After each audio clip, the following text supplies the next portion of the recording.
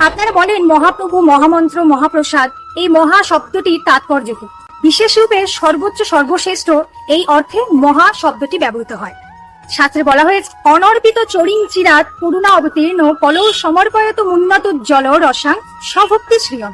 পূর্বে যা দেওয়া হয়নি সেই উন্নত উজ্জ্বল রসময়ী প্রেমভক্তি সম্পদ দান করার জন্য যিনি করুণাবশত এই কলিযুগে ভক্তরূপে অবতীর্ণ হয়েছেন, তিনি গৌর হরি শ্রীকৃষ্ণ চৈতন্য মহাপ্রভু। কলি সন্তরণ উপনিষদে বলা হয়েছে, সমগ্র বেদের মধ্যে কলির কলুষ নাশকারী অন্য কোনো পন্থা বা উপায় নেই।